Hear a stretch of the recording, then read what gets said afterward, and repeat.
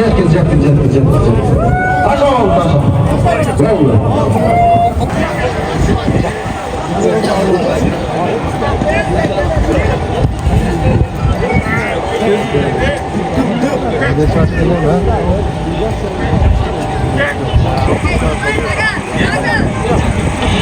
Kamazga gelesin, kamazga kırkışorun, kamazga gelesin, kamazga.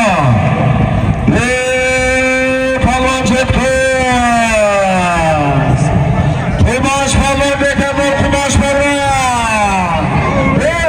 Yeter. Kumaş çetkız yukarı, kumaş ver, yukarı. Kamazga, kamazga. Kamazga, kumaş, kamazga. Kaç. Kumaş palvan çetkız bekemur, kumaş palvan bekemur. Kumaş palvan, hayranayım kumaşım yetkin. Aşağı oldu aşağı. Bravo. Bravo. Söyle sola sana. Kumaş beri var. Kumaş. Tamam. Bravo. Barakalla.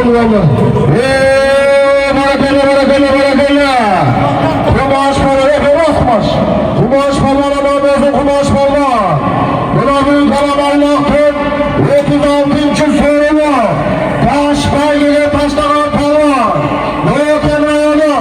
Sadırbay Hayretmek'te uğraştı. Şonarılaylı palvanı. Legendarlı palvan. Ulan ve palvanın belası. Bugün kalaballıktır lideri. Bugün kalaballıktır çempiyonu. Kumaş palvan. Aslında pazar yerine kullanmadan baysak palvandır. Ataktu, akiyan demek aklına bırakın. Kumaş. Atak suyla bak. Bakın. Rahmat palvanlar. Çünkü bileğini götüresi. Daim yakşılıkta tağcıları palvanlar. Rahmat sizlerle. Daima hırtmakta yönü ve sütüyor Allah'a